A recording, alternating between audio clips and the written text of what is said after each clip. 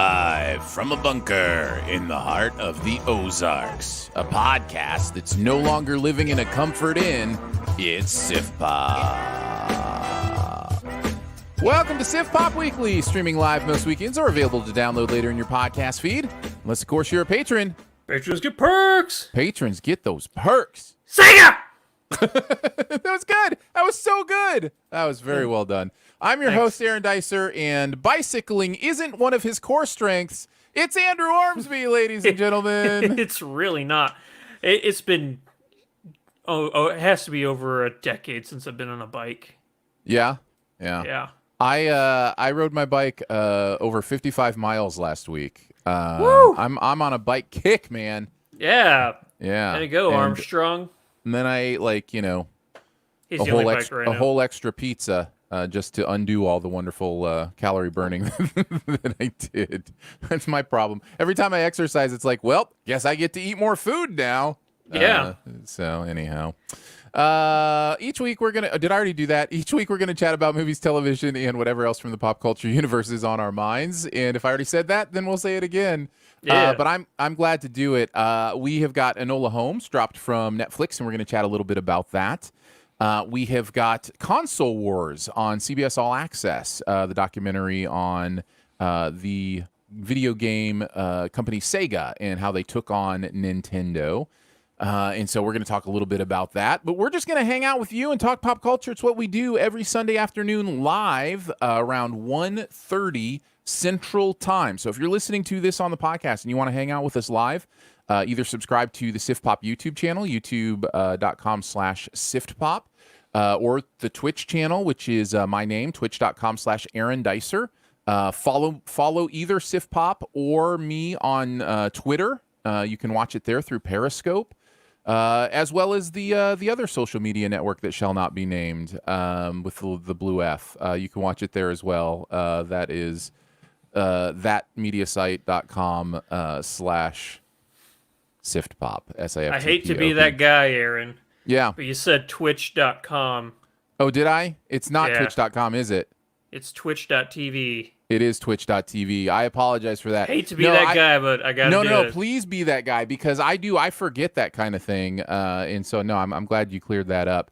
To those watching live now, thank you for hanging out here. We appreciate you. We can see your comments no matter where they come from, any of those places, and it's a really kind of fun experience. For instance, Evan has already said, let me know if you need a cycling buddy. I ride in your hood regularly, so I'll let you know, Evan. I'll let you know. Maybe we can get 55 miles in together. No, Andrew. I don't want to do a tandem bike. I'm not looking to tandem ride. You know, I want a tandem ride. I just want to see what that's like. Have you never done it? No. Oh, okay. I don't think tandem is something a lot of people experience. I think that's a very, niche experience. It's sort of like it's like one step above penny farthing as far as like cycling weirdness. Nice. No, you're right. I'm sure 100% you're right. I guess because I grew up in Michigan and would go to Mackinac Island occasionally on the north side of there's an island right off the north tip of the mitten called Mackinac Island, and they don't allow cars there. And so and it's a big island, so you have to ride bikes all around. Well, they have tandem bikes there all the time. So I did a bicycle built for 2. I think I did a bicycle built for 3 once. So I guess that is something that most people haven't done, but it's a fine experience. It's interesting to have to balance with somebody else. Did you really pedal, or did you let the other 2 people pedal? That's right. I made sure I sat in the back so that they wouldn't notice that I just had my feet propped up and they were doing all the work, pulling me around the island. So yeah, absolutely. Alder Wahada says, how about unicycling to shake things up? I do not currently have the core strength to take on unicycling. That is a trip, man. My son has a unicycle, so I literally recently tried to sit on that thing, and it did not happen. So, if unicycles count, I recently, within the last 3 years, tried one of those. Sat down. I didn't technically pedal, as I immediately fell off. So, right. I don't think I can count it, but I sat on one. Yeah, that's what I have done as well. I have sat on a unicycle for a very short amount of time. and then fallen off. This Yeah, has been a Sift cycle. that's right. That's right. We're more than happy to bring you all the bicycling news. By the way, if you're a Siftpop member, first of all, thank you for supporting the show and what goes on here and the website, which if you haven't checked out siftpop.com recently, do that. But if you are a member, you will have in your members-only podcast feed a conversation between Andrew and I on the news that Regal Cinemas, or Cineworld, I think is their parent company, planning on possibly shutting down for a little while. And so we talked a little bit again about how we feel about how theater going experience might be changing or will be changing, and kind of went into that conversation. So if you're curious or interested in any of that, that's all available for our members at patreon.com/siftpop. You ready to get into it, Andrew? Oh, let's make it happen, Captain. All right, let's kick it off by talking about Enola Holmes. While searching for her missing mother, intrepid teen Enola Holmes uses her sleuthing skills to outsmart Big Brother Sherlock and help a runaway lord. This is a Netflix movie. Came out, I think, about a week ago, and we're finally getting around to seeing it. I think it's safe to say, Andrew, we're both fans of Sherlock Holmes. We love mysteries and those kind of things. Oh, yeah. Yeah, so we both dig Sherlock Holmes, so this will be a good conversation for us. What did you think, Andrew? Did you like it, love it, dislike it, hate it, or it was just okay? You know what? I am really close to saying I loved it. Ooh, So nice. I will go super high side of really liked it. Very good. I think you liked it more than I did, but I'm strong. I am and liked it. Not even low side. I liked it. I liked this movie. Yeah. I think there's really a lot to like here. I'm excited that it even tweaked that needle even a little further for you. Why don't you start then? Kind of what are some of your thoughts on the movie? Things that stood out to you? Just all the praise in the world to Millie Bobby Brown. So crazy good in this, and so charismatic, and a character that you just want to stay with the whole time. Like, there's scenes where obviously she can't be in every single scene, but there's scenes where it's focusing on other characters, and I'm like, go back to Enola, Enola.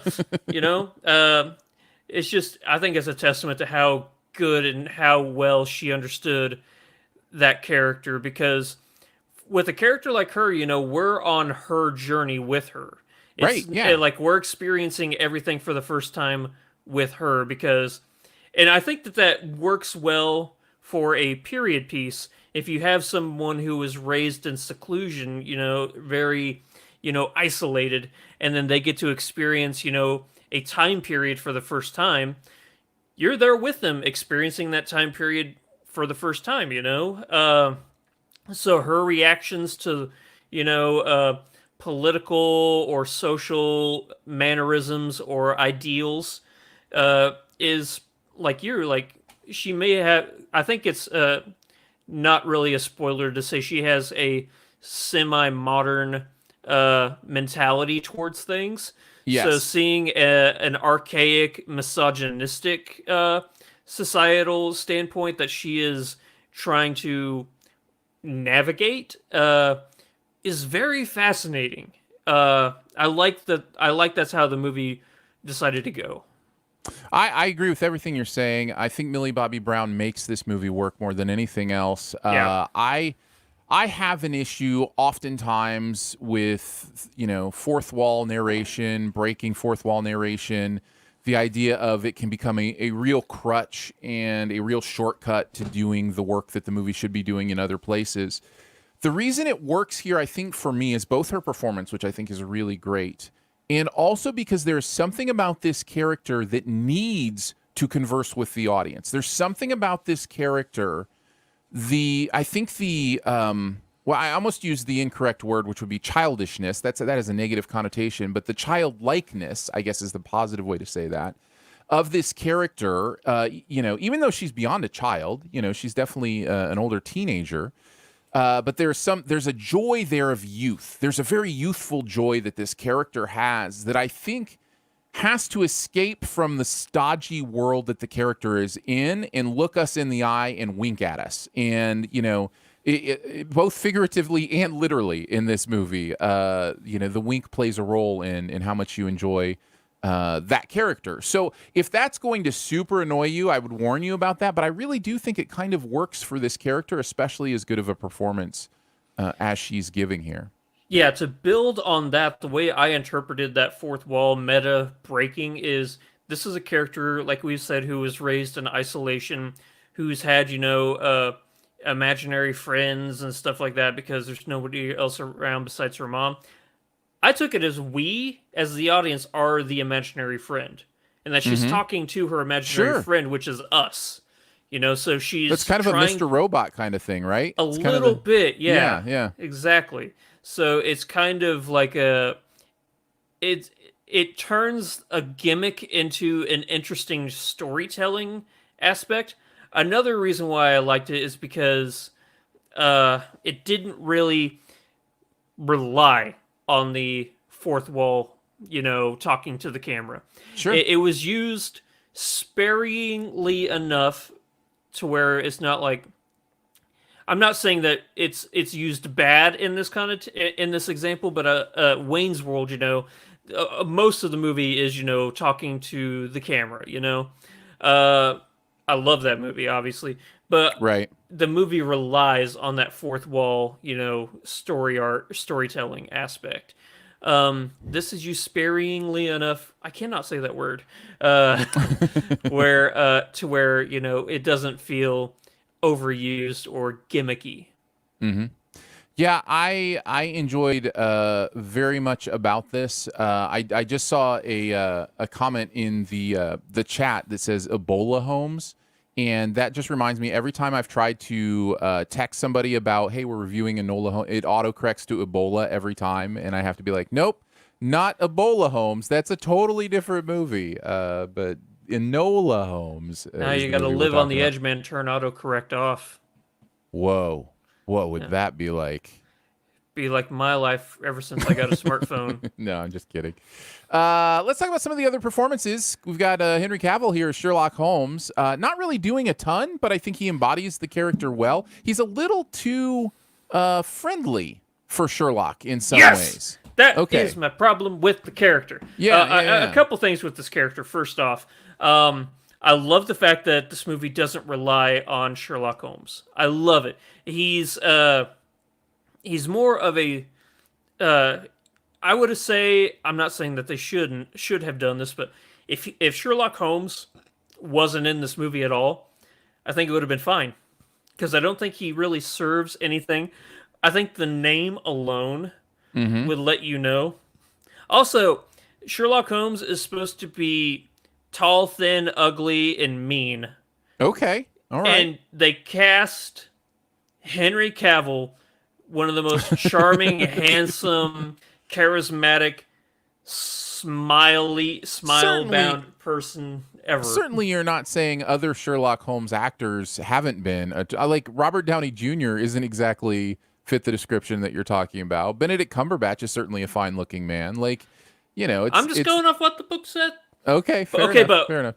In those two examples, they're very handsome men, don't get me wrong, but they embodied the mentality of Sherlock Holmes, of being just that's what I think it is. A really not good person. Well, in specifically being not socially, it's not even that he's not socially aware, he just doesn't care. He's socially apathetic. He does not care how he comes off to you, is my understanding of the character, and that's part of, his even persona. Hugh Laurie's house, which is a Holmes knockoff, of course, does not care about people, cares about the question, the search for truth. That's what he cares about. And once that diagnosis is found, then it's on to the next one. Yeah. I liked the fact that this movie, and I didn't know it was going to do this, but it sets you up for, here is the central mystery / question of Enola's life.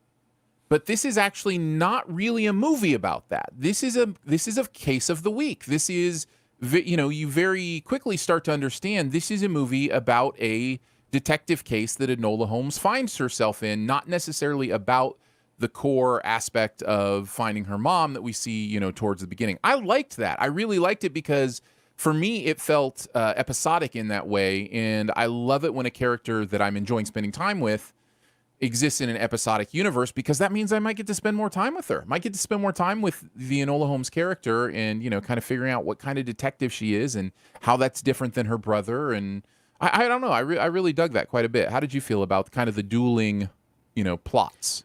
No, it made for a good storytelling arc because the whole movie is about Enola trying to find herself and who she is. Right. And to get out, not to get out of the shadow of her brothers and mother, but, to become an individual. Yeah, very much about self-actualization. The idea of, figuring out how to be herself without depending on other people. I loved that theme. Yeah, very much. Exactly. Let's see, what else? We haven't mentioned Helen Bonham Carter. I Fiona liked Shaw. her character. Yeah. I liked her character a lot. Yeah, she had a little bit of the Tim Burton shook out of her a little bit, and a little more of a straightforward. There's still a quirk there. You can't help it, with her and her performance, but it definitely felt more grounded than I'm used to seeing her in many ways. So yeah, I liked it. There was I'll just say a shocking death in this movie, which the tone of the movie up to that point it just came out of nowhere. We're like, oh, okay, so that's how you're gonna do shocking, like as in, I guess, brutality of it all, right? Where I'm like, oh, okay, is this? I thought this was a PG movie going up to this point, not an MR. Then I looked back at the movie and I'm like, no, there were some really adult, mature themes going on in this movie. It's just that there's an innocence to her, but there's also a strength to her. And I guess, like, up until that point, I was really focusing on the innocent, really trying to realize who she is aspect. And I'm like, oh, no, this is it could even be a young adult movie or just, anything really. Mm-hmm. Yeah. But you're right. It was that one moment. It was like, oh, there's the 13 in the PG-13. Yeah, exactly. Found it. Yeah. What did you? I hate to say this because it's a negative, but it shouldn't be, if that makes sense. Okay. My one negative is when I'm watching a Sherlock Holmes movie, which this is why it shouldn't be. This is not a Sherlock Holmes movie, Correct. But it is, an investigation movie. I've found that the overall question, like the answer to the riddle, the detectiveness of it all, the question I found was way too easy to solve. I was thinking, is this, just like, okay, Enola, this is your introduction into the idea and the world of, detective work, or is it just lazy? I don't know.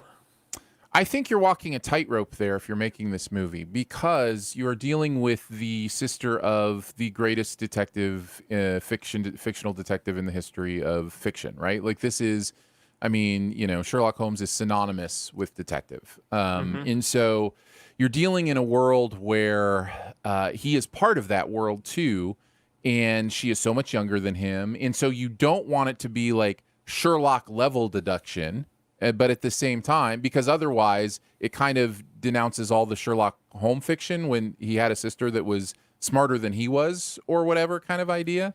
Yeah.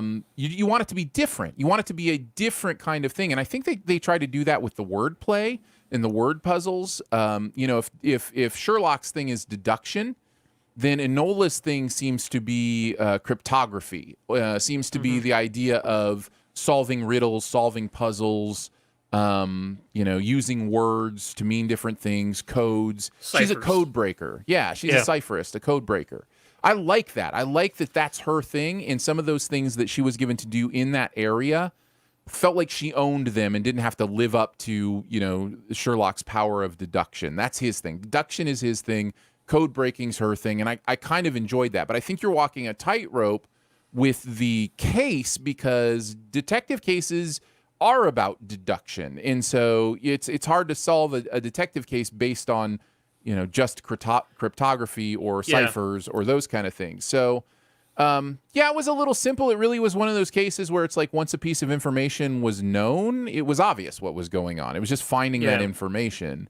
But it didn't bother me. It really didn't bother me too much. That's why I was saying it's a negative for me, but it shouldn't be. It's like that's just the way the movie chose to go, and my what I guess you could say my previous knowledge of certain characters gave me an expectation, but it's not it's not the story the movie wanted to tell, which is good.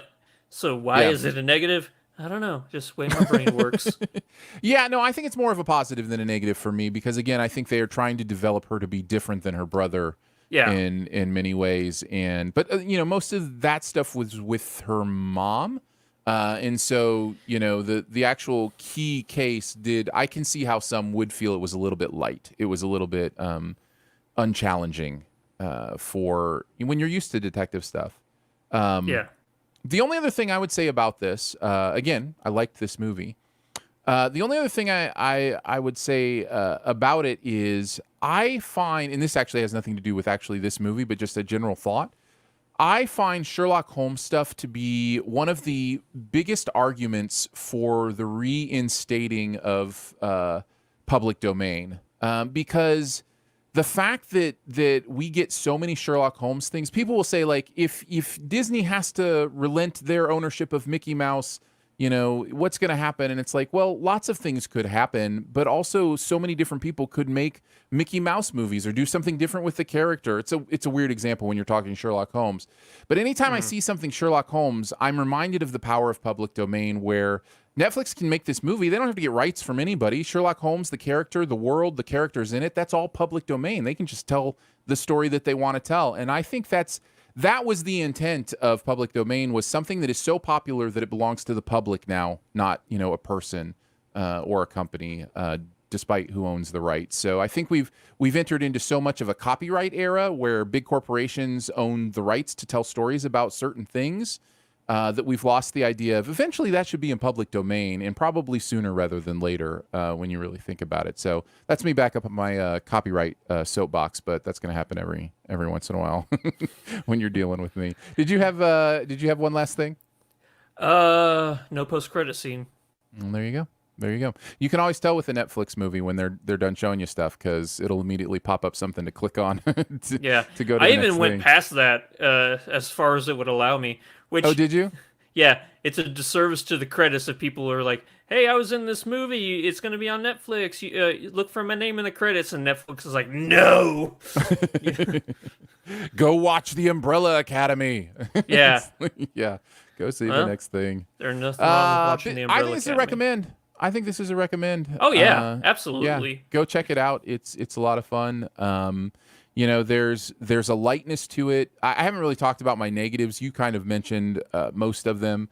The Sherlock character wasn't really a huge negative to me, but it was definitely something where I was like, okay, I wanted the Sherlock I knew, not necessarily the Sherlock that's being presented to me in some ways. But I think for me, the reason I'm not in the loved it camp is the lightness of the movie. It doesn't feel like something I'm itching to revisit. It feels like something I want another episode of. In many ways, it does. It feels like a TV pilot, right? It feels like a TV show that I want to see the next episode of. And that is both a compliment and a little bit of it's a backhanded compliment in some ways, right? And that's kind of how it feels. It kind of feels a little light to me. And so that's why I'm not quite in the loved it category. I have no problem with movies sequel baiting, trying to, Sure. Hey, you can definitely make more of this, because I think that there's a sequential element to Sherlock. The multiple books, multiple shows, multiple movies.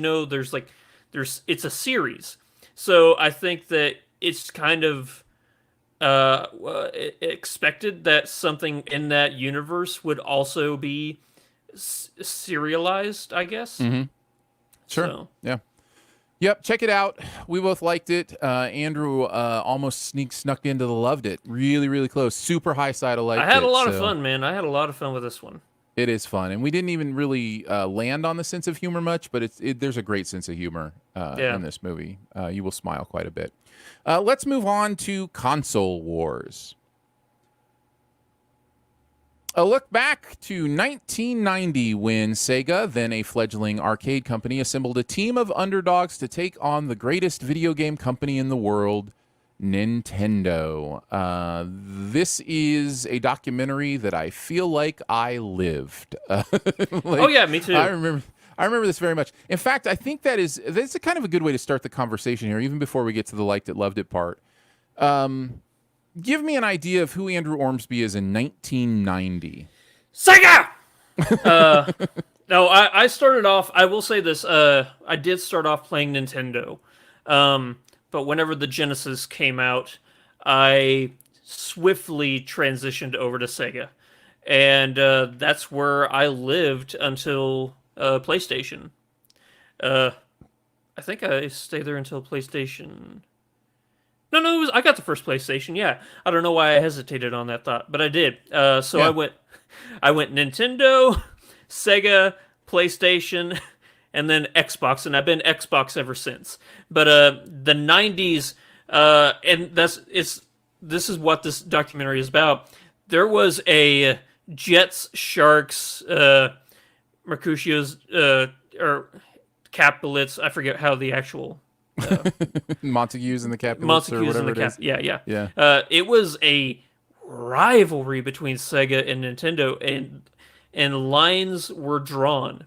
All right, I want to get into all that, but basically, I just wanted like, how old were you in 1990?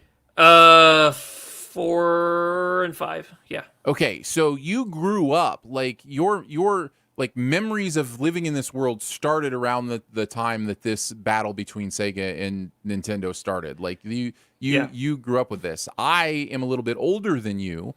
Just a tad, just a decade or so. In 1990, I was 15. I was in high school, and so I can, the idea. This is why I mention this, because I think it's going to shade kind of how we see this story, because I was kind of beyond a little bit the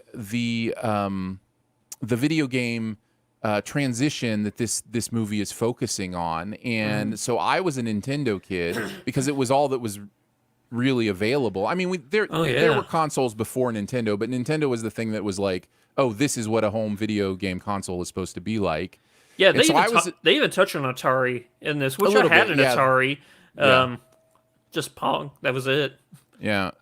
So I think this will be interesting to kind of see our different perspectives based on kind of where we were in our childhood / growing up, age during this thing. But what do you think? Did you like it, love it, dislike it, hate it, or it was just okay? It's better than my rating. I'll say that. I know it is, but I liked it. But I know it's better than that. Yeah, I'm actually on the low side of liked it. I still would say I liked it as well. It's a little bit dry. It doesn't quite get into. Here's my main issue, and it's kind of my own expectations' fault. But I do think they mistitled this movie because I went into this thinking it was more of a broad look at video game consoles through the ages, and not just the battle of Nintendo and Sega, but then the battle of how PlayStation came in, and then Xbox, and then Nintendo fought back with the Wii, but that was different. I was thinking it was going to be a little more expansive. This is specifically a documentary about Sega. The title of this movie should have had Sega in the title in some way or another, because this is a documentary about Sega trying to, and succeeding, by the way, to upend Nintendo being the absolute dominant video game powerhouse, which is a worthy thing. I just think because it was called Console Wars, my own expectations betrayed me a little bit, and I wanted more. And I had also just seen a couple episodes of the Netflix documentary as well that kind of covers a broader aspect of video games, and the name of it's slipping my brain right now. I'll have to look it up, or Yeah. somebody else can. Somebody can let me know in the comments. But Netflix has a video game kind of documentary going on right now too that is a little broader, and so I think that's probably why the main reason it didn't quite live up to my expectations is it's just kind of a narrow topic, but an interesting one, and so that's why I liked it. The topic is still interesting. Yeah. So yeah, what are some more of your thoughts, Andrew? I had a feeling that whenever are you, because you're not really a massive video game person, right? No, I played a lot of Nintendo, the NES. I played a lot of the NES. I played a lot of the Super Nintendo. I played a lot of 64. Nintendo 64 was really I had a GameCube that I played quite a bit, but that's when I started having kids. Was when the GameCube was popular. So yeah, but then everybody had a Wii. So I had a Wii as well, and I would play bowling. Like I kill Wii bowling. So like there's these little bits and pieces of video gaming that have lived on with me. But I officially stopped gaming in that way, console gaming. I officially stopped with Skyward Sword, with Zelda Skyward Sword. I played that for a little bit, and it just I couldn't hook myself into it. So that was the one I was like, okay, I think maybe giving my time to this is not what I'm doing anymore. So, and thank you in the chat. High Score is the name of the documentary on Netflix. Oh, okay. It's called High Score. So yeah. Well, the reason why I bring that up is because I, as you might know, am an avid video game player. Yes. Still, yeah. Yeah. Ever since I got my first Nintendo, I think I've just been a video game person. But the reason why I brought that up is whenever I saw that this was called Console Wars, I had a feeling it was about Nintendo and Sega. I had a feeling because whenever people talk about Console Wars, that's what people think of if you're like an avid gamer, because it was a war between Sega and Nintendo. If you like look at PlayStation and Xbox right now, it's the how can I best put this? Not brutality, but the competitiveness and the actual disdain for one another does not exist with Xbox and PlayStation like it did with Sega and Nintendo. Those two hated each other. They hated each other. So whenever I think of console wars, that's what I really think of. And the reason why I'm saying that this documentary is better than the rating I'm giving it is because I knew everything that was going to be said in this documentary. Not because, somebody teased it to me already.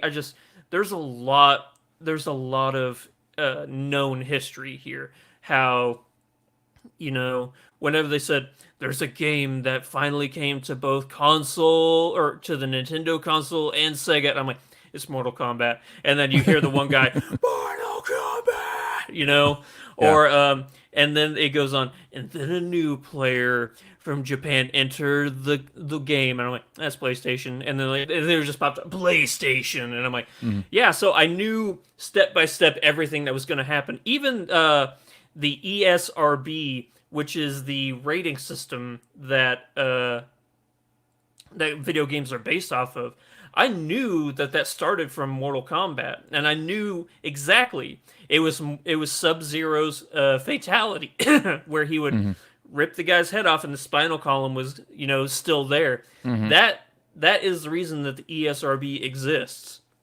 and I knew all that. So for me, watching this documentary, I'm like, okay, yeah, and then this happens. But then right after, then this happens, and this happens. And then boom, boom, boom, boom, boom. It all showed in the documentary. Getting into the pros, though, I do like the 16, it started off with a 8-bit, 16, and then 32, and then 64. And then through that transition, we actually see, because a lot of this documentary is animated reenactments, of what actually happened. And I like the transition of the characters in this documentary going from 8-bit, and then they would, get higher resolution to 16, then 32, and then 64. I liked that that progression. I thought it was a really interesting story tactic because if you think about it, yeah, I'm sure that there wasn't a lot of cameras in a lot of these board meetings, so you have to use a reenactment because there's not any actual archived footage of this. I liked the art style as well. I thought it was really good. I enjoyed hearing a lot of details that I didn't know, and so I did find this educational, mainly in the marketing stuff. I thought that marketing stuff was really fascinating. The idea of how Sega managed to overtake Nintendo in sales with it would have been the 16-bit era, right? The Super Nintendo versus the Genesis, right? SNES, which was that was the 16-bit era. Yeah, versus Which I Genesis. think the Yeah. I think the SNES was 12-bit and the Sega was still 16-bit. There was something I found all that stuff really, really cool and interesting, and I enjoyed that. So I liked that part of it. I enjoyed the kind of look back at the games part of it. For me in my life, I never had a Sega system. And if I ever played a Sega game, it was Sonic. I thought the Sonic games were cool. And they touch on this in the documentary that there really was a speed to those games that you had never seen before. Yeah. And that was really interesting to me, but also annoying to me because I wasn't used to that. And so it was like I would always lose my rings, and I never played it enough to get good enough, not to, know the courses well enough to, not run into stuff. So, so it was never a competition for me. I was always a Nintendo kid, but I was so fascinating to see the manipulation and the deception that went on behind the scenes. The idea that Sega really just developed this. They are the ones who started the quote unquote war. They wanted that was the way to do it for them. Was to go, you don't want those baby games. Come play the cool games with blood and, that kind of stuff. And I remember that. I remember the feeling of like, Sega wants to be the grown-up gaming system. Yeah. That kind of thing. I definitely remember that. And because of that intentional marketing stuff, I found this documentary more interesting than I otherwise probably would have because I didn't know a lot of that stuff. So I felt like I was getting an education on it. But if you think about it, that's really the only tactic that Sega could take to go up against Nintendo because early on, and I think still today, Nintendo is a bully when it comes to the way they handle their marketing decisions for the company. I think that they bully distributors as well as licensors for, equipment. Like, hey, you cannot have this character on any other console except for Nintendo, and if you do, then we are going to sever our relationships with you. They're a bully and an intimidator when it comes to the console wars, because even today you'll have characters that are only exclusive to Nintendo. And I'm not saying that having a first party developer, that's fine. You own that developer, So like if you look at Xbox, for example, Halo, that's a first party developer. They own 343, which is the maker of the Halo series. Same with help me out here.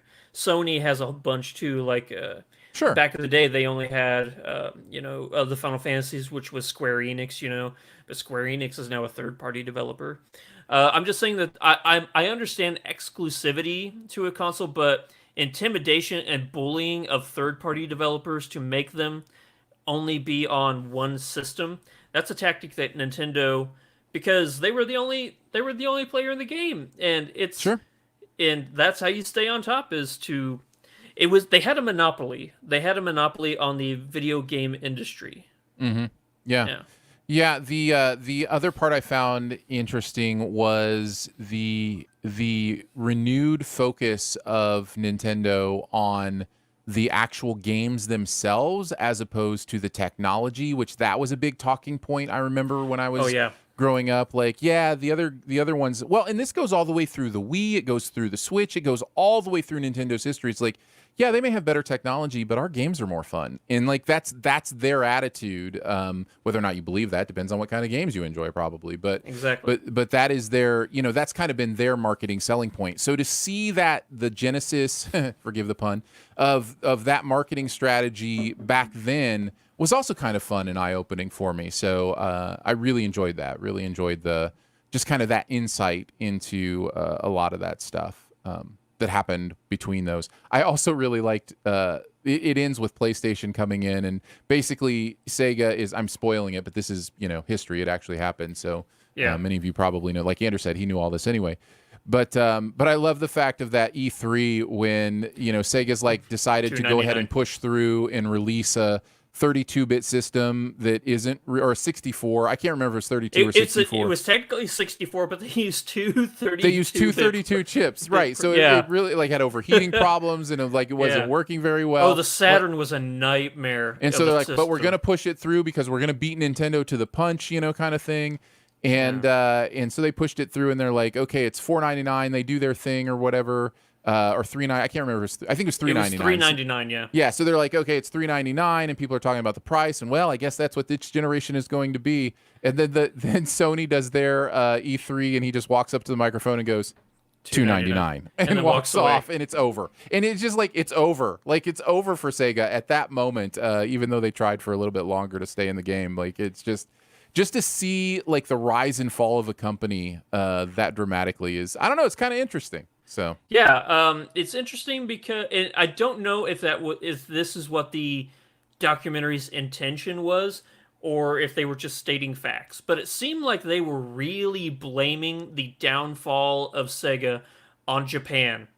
Like, yes, oh, definitely, that was the angle they were taking. Yeah, America was the savior of Sega. They brought it from nothing and they made it a powerhouse. But then the ideals of that, now we're going to go back to doing things the way we want to do it, of Japan, has destroyed Sega forever. Mm-hmm. And it's not Japan, it was like, the CEO, it wasn't Japan, it was one guy who just was too stubborn to realize that other people besides him could have good ideas. And the documentary goes to great pains to show Nintendo doing the exact opposite, where the person, the head of Nintendo of Japan, was like, I don't agree with any of these things you're talking, about doing, but go ahead and do them, kind of thing. So yeah, it was interesting to see. That's another thing, that one of my biggest pros for this is getting old footage of people that, I just heard about as kids, like Miyamoto and stuff. I'm like, oh, that's Miyamoto, and it was just really cool seeing those guys that I got to fan out, seeing, pop up. I'm like, oh, that's it. That's so cool. I got to see them in the documentary, Yeah, seeing the individuals, take away on what was going on is the highlight, not the actual historical elements of it, because like I said, that's the part I know. But hearing what people thought about the competition, or what they thought would have been a good idea, like the marketing company behind Welcome to the Next Level, like hearing that story arc is something I didn't know. But I remember those commercials. I remember those commercials like they were yesterday. Well, even just the fact that the guy that helped Sega do this is the guy that made Barbie cool again. You know what I mean? Yeah, just like those little the things. miracle worker. Yeah, it's just that's kind of it's interesting, right? Because there's two sides to this coin. One is like the respect of, wow, what a hustler who can manipulate people into buying something based solely on marketing gimmicks and perception, and then there's the other side of that coin that's like, well, that's kind of where the whole mess we're in right now started. Like the idea that reality and truth is just something you market or sell, through advertising or social media. Like that, the extent of that has become part of the huge problem with social media culture and those kind of things. So it's that two-sided coin of like, yeah, mad props for making it happen, but at the same time, it's like, the salesman mentality has really damaged us in a lot of ways too as a culture. So I think it's good. I think it's good to keep both kind of things in your head at the same time. Yeah. Kind of know both. I'm right there with you. Very nice. Let's move on. And again, if you want to check out Console Wars, it is on CBS All Access. If you love video games or even are curious about the Sega Nintendo battle, I think you're really going to enjoy the information that's here.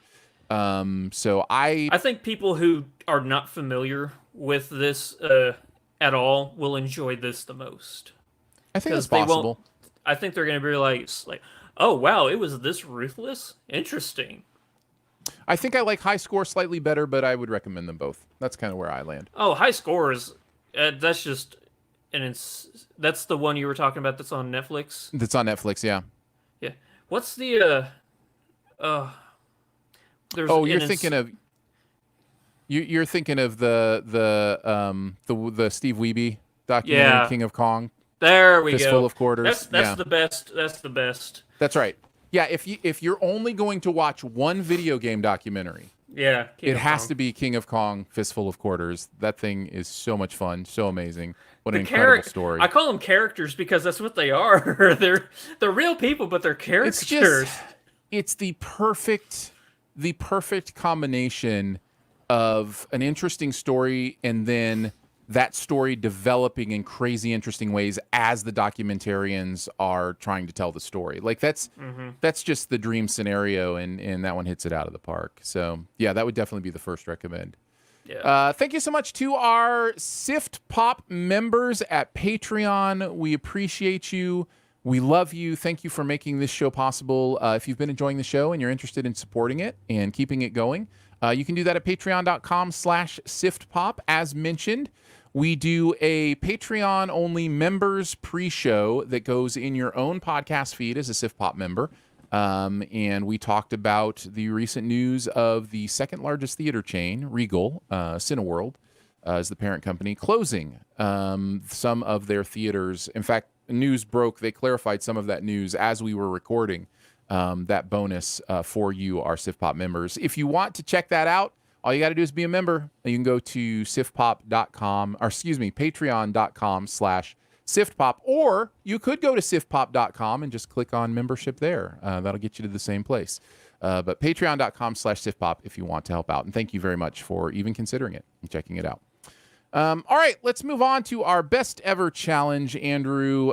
This was one, when I said it, I was thinking there was more to pick from, but Henry Cavill movies. He's been around a while, but he's only got a handful of movies, unless I missed a bunch. No, you didn't.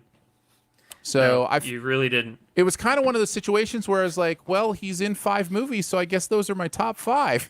Yeah. It's not quite that, but it's pretty similar close. to that. It is pretty close to that, especially if you don't want to include any of the DC properties that he's in, which only include one. Yeah.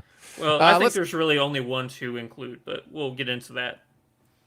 Yeah. I agree with you. Let's kick it off at number 5 and work our way to number 1. Andrew, what do you got at number 5? Immortals. It's not a good movie. It's not. It's not a good movie. Yeah. But there you go. Don't see it. This is a fun one. It didn't even make my top 5. So apparently there are at least 6. But yeah, no, I knew he was in Immortals, but no, Immortals it's not great. It's not great. And I mean, there's cool fight scenes in it, right, and if you want to see Henry Cavill shirtless fighting, in Greco-Roman, then I guess sure, yeah, that's not a good movie. And who doesn't, right? Yeah, it's a swords and sandals. It's got that swords and sandals stuff that you'll know if you like that kind of stuff. But no, there's not a lot to say about Immortals. No. Weird Mickey Rourke villain. Yeah. Producer Phil with the comment so far of the BEC Immortals. He's in it. Andrew. My number 5 is Stardust. I've seen half of that movie. You should watch it. This actually isn't bad. You would think it would be bad. It looks like the kind of movie that would be like goofy and a little bit too, weird, but it's kind of got a Princess Bride feeling to it in some Maybe I ways. turned it off too soon because I was just like, I got it whenever Homeland chick. I'm having a brain fart, so I'm just gonna call her No, that. you're okay. You're She okay. crashes down, and then Daredevil Hmm. jumps down, and he's like, "Ooh, you're mine now. I'm gonna go turn you in to save my or get the girl I love." And I'm like, Right. this is weird. This is weird. It I didn't is even make it to Robert De Niro. it is weird. I would encourage you maybe to give it another chance. I know there's Okay. so many things probably on the list ahead of it. But I think it is probably a the reward of low expectations is probably why I enjoyed this movie even as much as I did, because I was not expecting much. It looked a little too weird for me. I didn't look like my kind of movie. But I kind of enjoyed the world building. I kind of enjoyed what was going on. I thought the performances were fine. I don't know how well received this movie is generally. I seriously haven't even looked at like the Rotten Tomato score or anything like that. I just remember I enjoyed it quite a bit. So it comes in at my number five. On IMDb, it has a 7.6, which is kind of Well, respectable. there you go. Yeah, good for Maybe you, I'm not alone movie. then. Yeah, Claire Danes. That's what I really need to say. Claire Yeah, Danes yeah, Claire and Danes. Charlie Cox as Daredevil. Yep, as Daredevil in As Daredevil. Stardust. Yeah, the movie just got that much more intense and brutal. I, That's I right. really am really excited for the one shot fight that he's gonna have with Robert De Niro in this and Sir Yeah. Ian McKellen. Yes, yes. I thought you were going to say you were excited for him to pop up in some sort of MCU movie that has like now that they're doing like like it seems like they're leaning hard into the multiverse now. So who knows? Maybe we'll Yeah. get Charlie Cox's Daredevil in an MCU movie. Oh, that I would love. Yeah. Wouldn't that be fun? Yeah. What do you got And number at four. number four? That's where I got Man of Steel. Yeah, me too. Yeah. I honestly think that 4 through 1 we're gonna have the same list. I really do. Seems likely. We may have 2 and 3 swapped. I'm not sure, but yeah, that seems likely that we're going to have the top 4. Considering again, it's 4 of 6 movies that we had to, to Exactly, yeah. choose from. That's true. I personally like Man of Steel. I think it's a good movie. I am with you. I am with Yeah. you. We're in the minority. A lot of people hate this movie, but I think that Henry Cavill. First of all, I think that he physically is the epitome of what Superman should look like. Yes. He's got the charismatic smile. He is truth, justice, in the British way. You know, a lot of people thought that it was too dark. Not visually dark, but I mean like story arc wise, it was too dark. Uh, I'm okay with it. I'm okay with it. I think that it's just a fascinating way of telling his story. I don't know if they intended to start the DCEU with this movie, or if it's just like after it came out, like, hey, look at what Marvel's doing. Let's try and do our own. Remember when we made that Superman movie? I Let's think get it's Henry probably Cavill back. I think it's probably more of that, but yeah. Yeah, but no, I was down with this movie. I enjoy it. It's good fight scenes and good marketing for IHOP. I think it's a beautiful movie, and I did enjoy myself. I rewatched a little bit of it recently, and I'm not sure everything I loved about it holds up, which is okay. That doesn't bother me. It wasn't like horrible or anything. But I am one who thinks the dark places it goes to, especially towards the end of the movie, do impact my enjoyment of the Superman character. And so without spoiling kind of what happens at the end of that movie, even though it's been out for a while, Yeah. I did have a problem with that. It did not keep me from saying I liked the movie, though. I really No. I enjoyed watching this movie. I just didn't like how they chose to finish telling that story in this movie. So, I think take that for yeah. what it's worth. I think Michael Shannon as Zod is great. I really like Kevin Yeah. Costner. I Diane Lane, but I was surprised how much I liked Russell Crowe as Jor-El.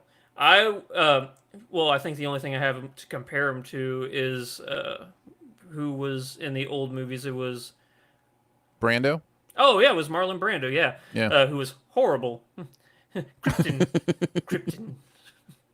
Siftpop hot take: Marlon Brando, bad actor. Yeah. There's always going to be one or two movies that somebody Sure. does that are just terrible, Sure. unless you're Daniel Day-Lewis. But yeah, I think we've talked about Man of Steel long enough. All right, go on to number 3 then. Are we going to have it identical? What do you got, Andrew? Count of Monte Cristo. Nope, I'm going to trump you on that one.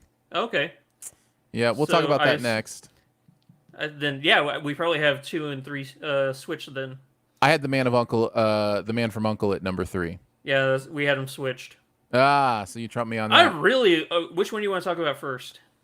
Let's talk about, since you mentioned it first, let's talk about the Count of Monte Cristo, which is about a person who counts sandwiches that are ham and cheese fried with powdered sugar, and you dip them in raspberry jam. That's what the movie's about. It's written by Alexander Dumbass. Yeah. That's right. I think that's how it's pronounced. Yeah. I got to say this first off. My top 3, I love Count of Monte Cristo. It's actually the first. It's the first movie I bought on DVD. Actually, yeah. It's right afterwards I bought The Matrix. But no, the Count of Monte Cristo. I think that it's just so good. Guy Pearce is a great villain. He is a great villain, and of course you have Jim Caviezel, who just destroys this movie with how good he is. Yeah, I love it. That's all I'm gonna say. I love it. Yeah, and this movie... and it took me going back to realize that Henry Cavill was the kid in this movie. I'm like, right. Oh yeah, he's a lot younger than what I thought he was. Yeah, it's like this is the one where it's like, well, we have to count this as a Henry Cavill movie just so we have enough to talk about. But it's like, he's the kid in it. I mean, it counts. He's in it. It's not like he's not in it, but it's definitely not a Henry Cavill movie. It's a movie that Henry Cavill is in. Yeah. I really like The Count of Monte Cristo. I think for me, the reason that it even goes above The Man from U.N.C.L.E. is because of the primary themes about revenge and grace and forgiveness, and just, the way this story is just so beautifully plotted. And, this is a great representation of a complex story in a way that still makes sense and does what it's supposed to do. If you haven't seen The Count of Monte Cristo, I highly recommend you check it out. It's definitely one of my faves. I really like it. Oh, yeah. Crazy good movie. All right, so let's talk about The Man from U.N.C.L.E. You had it higher than me, so tell me some of your thoughts. Honestly, it's been a hot minute. I've only seen this movie, I think, once, maybe twice. But it's fun. I think that, Armand Hammer and Henry Cavill are very charming and charismatic, even though Hammer's playing, a brute Russian, kind of a character. But I think that it's just a fun movie. I like Guy Ritchie movies, and this is definitely a Guy Ritchie movie all the way. You say that, but I think this movie tempers some of his more extreme instincts. I think he plays this one a little more to center than most of his movies, and I think that's why. Yes, and I think that's why it's my favorite of his movies. And I had a blast during this movie. Favorite of his movie? Interesting. I think so. I had a blast during this movie. I remember coming out of this and singing its praises, and then it just kind of like disappeared from consciousness. And I think very quickly this movie went, and it's very funny. It's great action. The stars are beautiful to look at and doing great work. And like but it is. That's the kind of movie it is. It's just like, this is a spectacle movie, and everything's amazing. Everything's beautiful. Everyone is gorgeous. Everything is perfect, and it's just fun to spend a couple hours with these people laughing and seeing, them do spy stuff. I was really sad at how quickly this movie became underrated. I still think it's underrated, and I still think this should be a franchise. Yeah, I enjoyed it quite a bit. It's crazy because it took making this list to remind me that this movie exists, and as soon as I remembered, I'm like, oh yeah, what more of that? I forgot I wanted more of that. Yeah. So, it's a shame. Totally. They definitely need to bring this one back. We have the same number one. Yeah, I don't think it's any surprise what our number one's going to be. It is Mission Impossible Fallout. You gotta cock the arm guns, Henry Cavill. Yep. Yep. Yeah, Exactly. Get him going. that bathroom fight scene is one of the best fight scenes in any movie. Yeah. No, I think it certainly deserves to be in the conversation. Yeah. I think this movie deserves to be in the conversation for best movie ever. It's in my top 100 Oh yeah, of all mine too. time. It is. These movies have just gotten better and better as Macquarie has kind of taken the helm and just gone, I'm going to make something special out of these. And I'm not saying before him they were bad, because they were starting like 3. I think this is the general opinion, so I'm not straying from anything that anybody else hasn't already said. The first one's really good. The second one's not so good. It's very wooish. Lots of Yeah, it's doves. very John Woo. And then starting with the third one, I think this franchise really started to get an idea of what it wanted to be. Is number 3 the Philip Seymour Hoffman one? Correct. Yes. That's actually my least favorite one. Oh, interesting. Yeah, that's the J.J. Abrams one. No, wait. John Woo's my least favorite, followed by Philip Seymour Hoffman. Yeah. But from 3, I just think they've consistently gotten better, and and Fallout is the best one as far as I'm concerned. I love Mission Impossible Fallout. I think it's By great. a mile too, and it's not like you said. The others are great, love them. Yeah. But it's something special because if you tell me, hey, what's your favorite scene from Fallout? I'm like, okay, yeah, that's the easiest. The bathroom fight. Wait, no, there was the Halo jump scene. No, wait, no, there was the car chase through Paris. No, wait, no. In London, there was the running over the rooftops. No, wait, no, there was in the mountains. No, wait, whenever they were fighting in the helicopter. No, wait. Like every single thing, like there are no favorite scenes in this movie because the entire movie is just your favorite. Yeah. There's so much in it, and it's a movie that stands on its own as one of the greatest action movies of all time. 100% agree. It has to be at number 1, and it really is that good. So yeah, Mission Impossible Fallout, are number 1 for the best ever challenge this week. So there you go.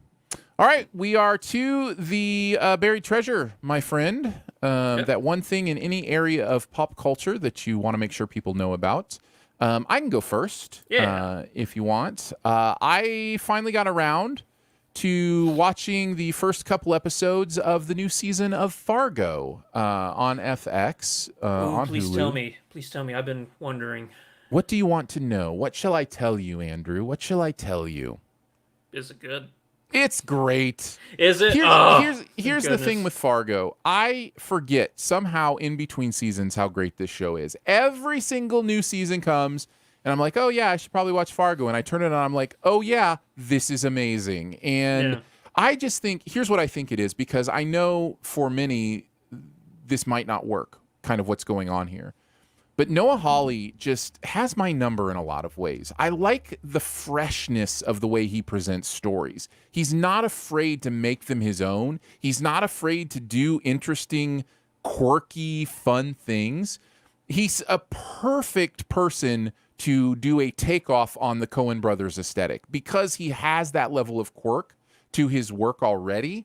It's not Coen brothers, it's Noah Hawley, but it is definitely they come from they're like cousins in many ways.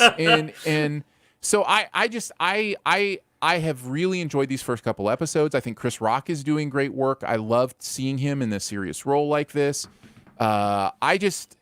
And for me, the intricateness of the story, I'm already into it even just after, 3 episodes. Man, I really love this show. The fact that it's an anthology where every season can stand on its own, but it has connecting points that become more and more interesting. Like you'll see a character that was in another season, and you've got one of those here, maybe some of those here.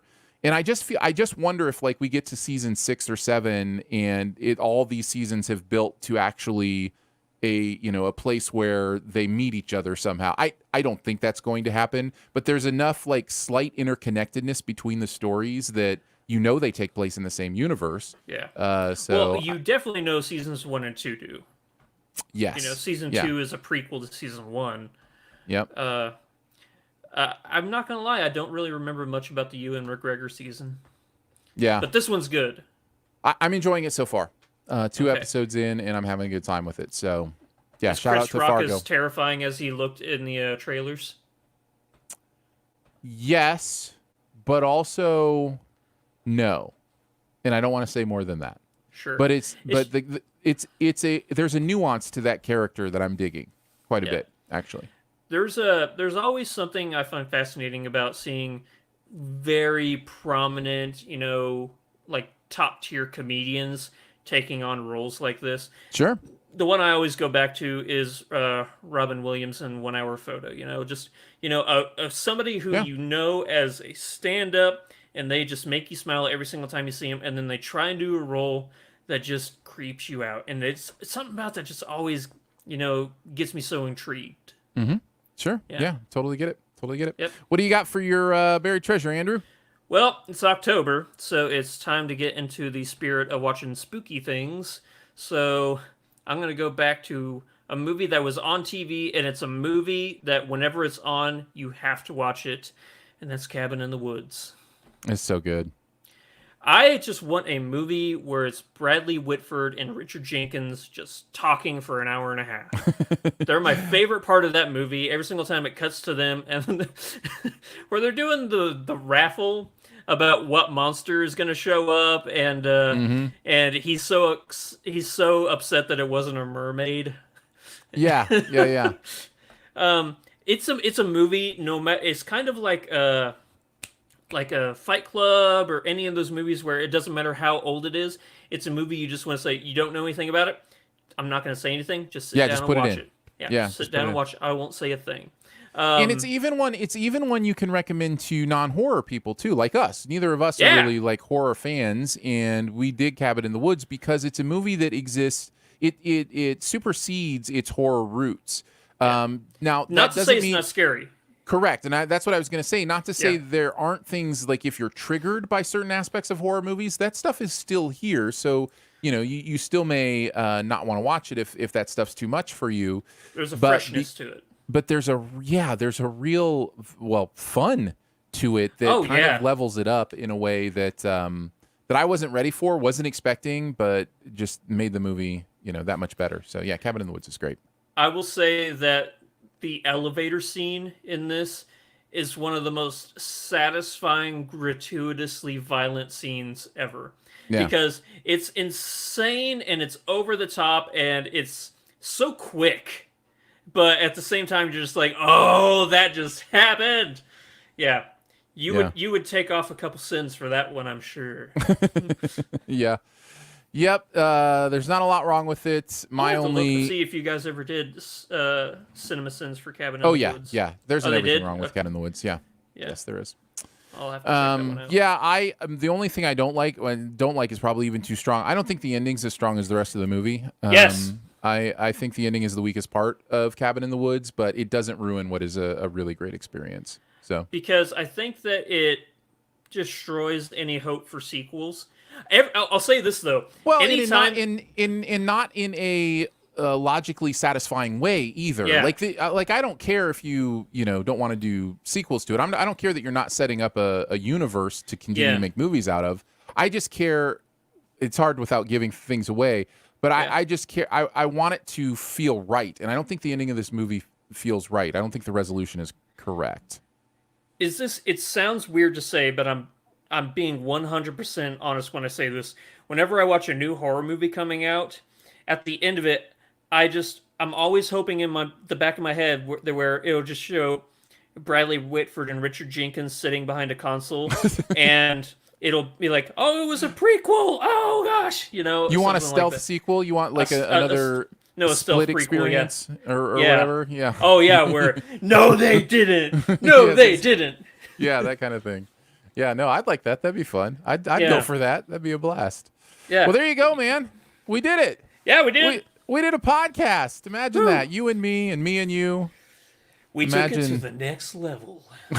That's right, we did. Thanks so much for joining us today for Siftpop. It is part of the Studio DNA Podcast Network. You can find out more about other shows on the network at studiodna.media or by searching Studio DNA in your podcast player. Huge thanks to Andrew for hanging out today. Thank you, buddy. Huge thanks to producer Phil for producing the video and audio show. Thanks, Phil. Much love and gratitude to our Siftpop members for giving monthly to make Siftpop a real thing. Support starts at $3 a month, and you get access to every bonus episode, as well as some fun perks each month. You can find out more at patreon.com/Siftpop. Lots of ways to connect with us. Feel free to email us at feedback@siftpop.com. You can also leave a comment or rate us or leave a review at Apple Podcasts or wherever you listen. And finally, if you're having a good time, your movie-loving friends will probably like the show too. So make sure you let them know about it and that listening is much easier than taking a deep breath while imprisoned in a bulletproof corset. We will be back next week with something or other. Who knows these days? But we'll be back then, and we'll talk more movies then. Bye. All right, we'll stick around on the video for those who are watching live. If you have any questions for us, this is our time where we can interact with you a little bit before we go away, now that the podcast recording is over. So let us know if you have anything you want to know from us. I was looking through some of the comments and really appreciate those. Those are very helpful, and think I've jumped off of some of your comments, by the way, for some of our conversation as well. I think Jay had a question earlier on about something. Jay says the director of Fleabag made this, right? Explains the fourth wall break. Did Phoebe Waller-Bridge have anything to do with Enola Holmes? I didn't realize that. I know she didn't write or direct. No, I thought it was Harry something. Who made I this. know she didn't write or direct it. Yeah, Harry Bradbeer. So I'm not sure if she had it. If she produced it, he maybe? did direct a couple episodes of Fleabag. Yeah. Okay, so he directed. So it's not Phoebe Waller-Bridge. It's just somebody who directed Fleabag. Did this. Yeah, Phoebe Waller-Bridge is the creator. He just directed a few episodes. So because you are correct, there is a Fleabag feel to the fourth wall breaks in this. Andrew, did you ever get around to seeing Fleabag? I love Fleabag. That show is great. Yeah, it's really impressive. You want to talk about characters that you just fall in love with? Yeah. Jay also says, "Are you guys going to review Borat 2 when it's out?" I imagine that will happen. Yes, I didn't even know that was well. Most people didn't even know that was a thing, and then they announced the trailer last week. So it's a thing. So it sounds like we may review it, but Andrew isn't excited to review it. I mean, it's the first movie was just so out of nowhere, but then that gimmick of just vulgar male genitalia everywhere. It's just, I know that's what it's going to be about. And also, something I've never loved is uncomfortable comedy. Like seeing somebody else who's uncomfortable in a situation. Cringe humor. Yeah, cringe humor. It really, it backfires on me, and I feel it's funny. Yeah, that's funny. Get out of here. It's similar in many ways to horror movies, right? Like where it's trying to make you uncomfortable, and it's like, why are you trying to make me uncomfortable? I'm here for you. Like, why are you doing this to me? I thought we were friends, movie. Yeah. No, I totally get that. I'm not a huge fan of cringe humor as well, so I'm totally with you there. That is all I see. Phil says, producer Phil says, The Man from U.N.C.L.E. was way better than he thought it was going to be. Actually, really funny. Yeah, it's a good one. I do need to go back and watch that somewhere. Jay also says Henry Cavill is just not a good actor. I agree to disagree. Watch The Witcher. He's great. If we were to put shows in this, I think The Witcher would probably be number 2 or 3. Yeah. Well, I don't see any other questions, so we'll hang it up for this week. And let's see. Oh, hold on. I just had one pop up. A couple pop up actually. Matthew says you were talking about copyright earlier. Enola Holmes is being sued for copyright infringement. I didn't know that. That's hilarious that I would mention that, and that if that's the case, that's really funny, Matthew. Thanks for letting me know that. I will look that up. And Jay Bourgeois says, are you going to be doing any spoiler casts? Not this week. We didn't feel like we needed to go into any details of stuff that would have any kind of interesting conversation with Enola Holmes. We mentioned the mystery in Enola Holmes is pretty on the nose, so it's lackluster. So it's not. There's not a lot to discuss there anyway. So, and Console Wars is kind of known history. So, we didn't feel like we needed to do any SIF spoils. I think that's the thing with documentaries. Whenever we do those, it's not really something you could ever really do a spoiler cast on because it's free information. It's entertainment, but I think first and foremost, a documentary is supposed to be informative as opposed to entertaining. Mm-hmm. So the information has always been public record. It's just being brought to the forefront of it all. I mean, there are the exceptions that prove the rules, right? Like we talk about King of Kong, Fistful of Quarters. That's a documentary you wouldn't necessarily want to spoil. It has twists and turns, right? Like that's true. That's true. But now that I think about it, yeah, that I just that's a great example of Andrew, you're wrong. Because... Well, no, it's the exception that proves the rule. There's always going to be one of those, but for the most part, you're right. Documentaries aren't going to need spoiler casts, kind of thing. So yeah. Thank you guys. Love hanging out with you. We do this on Sundays at 1:30 Central, and feel free to follow at Twitch, which was twitch.tv/AaronDicer. Or you can at facebook.com/Siftpop. Or I'm sorry, that other social media, the social media network that shall not be named.com/Siftpop. Or twitter.com/AaronDicer. Or youtube.com/Siftpop. Any of those places, feel free to follow, click the bell, and you'll know when we're going live. But we try to go live 1:30 Central Time on Sunday afternoons. So we're doing it live. We'll see you next time, guys. Bye.